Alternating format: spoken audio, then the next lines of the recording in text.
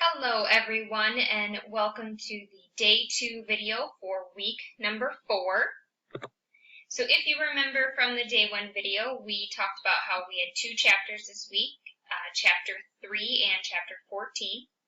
Now chapter 3 we did talk about and discuss in the day 1 video, which talked about law and ethics and HIPAA. So today we're going to kind of switch our focus to chapter 14 and talk about the electronic health records and meaningful use. Now, as a medical assistant, it is important that you understand what an electronic health record is, why it is important, and how it is used. The electronic health record is a computerized version of a patient's medical record. This is what takes place of our paper charts. Those are no longer really used unless you're in a very tiny office setting. The electronic health record provides a computerized meaning of gathering, documenting, and storing information about patients and the care that the patient has received. Electronic health records also access the patient's information by multiple physicians and hospitals through the use of networking and communications.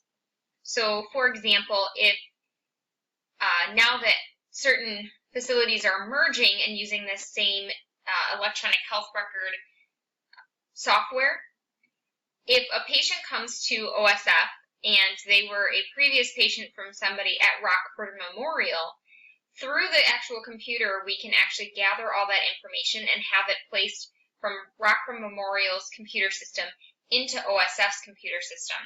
So it makes transferring patient care much easier. In general, when we refer to electronic health records, we're talking and using a term called EHR.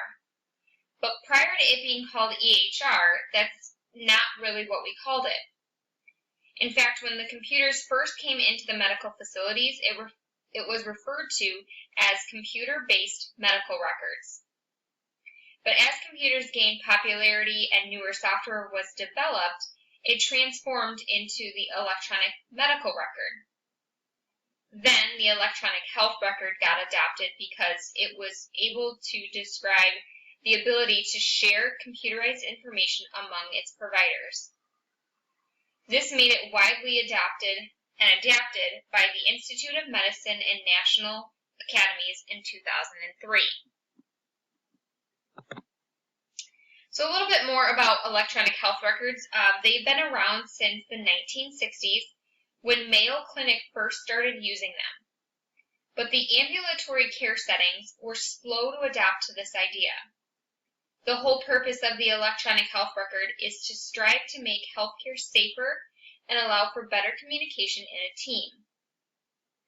In 2009, Congress passed a law for the first time that made funding available for the electronic health records. When that law went into place, the Health Information Technology and Economic Clinical Health Act, or HITECH, became part of that law. HITECH is included in financial incentives for providers who adopted and used the electronic health record to demonstrate the ways it improved quality, safety, and effectiveness of care. Now, with the HITECH law came the term and the word meaningful use. Meaningful use refers to a set of criteria for how the electronic health records are used that providers must meet in order to receive incentive payments. Some of the criteria that are included in the Meaningful Use Act are improved quality, safety, and efficiency. They have to engage the patients and their families.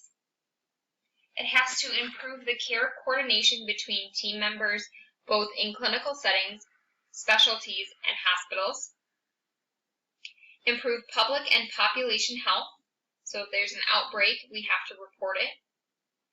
And it has to ensure privacy and security for personal health information, or PHI.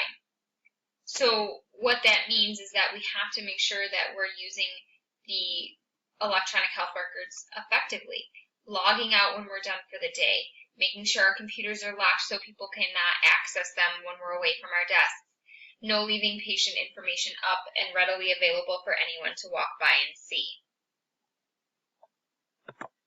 So this is an example of what an electronic health chart looks like. As you can see on this side here, you have pretty much the whole range of the patient's chart. You can see their general information, their allergies, and their current medication list. You could see their reason for their visit, their health, their HPI, and their health and physical history and physical forms, medical, surgical history, social history, family history, immunizations, and a review of systems. You can also see their vital signs, previous exams they've had, procedures they've had, and this patient actually had a thyroid ultrasound, so you could see those results right away. So this is actually a more complete picture of being able to look over the patient's chart quickly than having to flip through a paper chart several times to find what you were looking for. This is a much more efficient way. So what exactly are the benefits of using this electronic health record? So one of the key benefits that electronic health records has done is it has been able to create, manage, and been consulted by authorized providers and staff across multiple healthcare organizations. Kind of like I said earlier, we've got this health system called EPIC, and both OSF and Rockford Memorial have this. So if I am a patient of Rockford Memorial's and I go to an OSF hospital, they can pull up my chart and they can see things right away. Instead of having, a blank template to look at, they could actually see what my past medical history is. They can see what my current medication list is. So there's no confusion and there's no either misdiagnosing or mismanaging of medications. Some other benefits that come with the electronic health record are improved diagnostic and patient outcomes. So what this means is it helps to improve the ability to diagnose diseases and reduce or prevent medical errors within the chart. It helps to improve on documentation. So what that means is this allows your providers more quickly to document their exams. They're more consistent in their documentation, and they can be more detailed. The other thing that's really nice is if you have ever tried to read doctor handwriting, it is horrid. So this makes it so you can actually read what the doctor has said during your visit. Plus, the other nice thing is that documentation in electronic health records can take the place that it used to in an exam room, that they used to sit in front of you and chart. They can now quickly do that after the visit or at the end of the day instead of doing it in the room. So they're spending more time with their patients, actually physically helping their patients, as opposed to in the past when they would just worry about charting right then and there. Another benefit is it helps to improve the care coordination. Again, that leads to better coordination between the quality of care and the improved outcomes. So if I can see things that patients had done in multiple different facilities, it can help me make a better decision about their diagnosis and their treatment plans. And the last one, which I actually think is one of the best ones, is that it helps to avoid medical errors.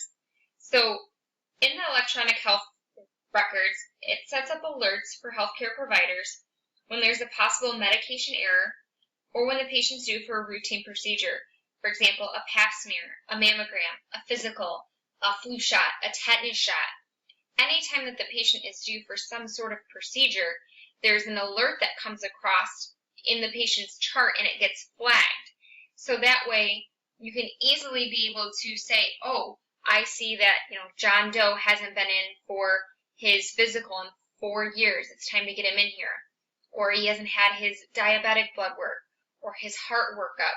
We can help to set those things up early so that way we don't have more patients becoming more ill because they haven't had the treatments that they need. And again, it takes out that error of being unable to read doctor handwriting. So medication errors get missed or get wiped out, or patient instructions are easier to read and they won't be as misused and mismanaged. All right, guys, that is all I have for this week.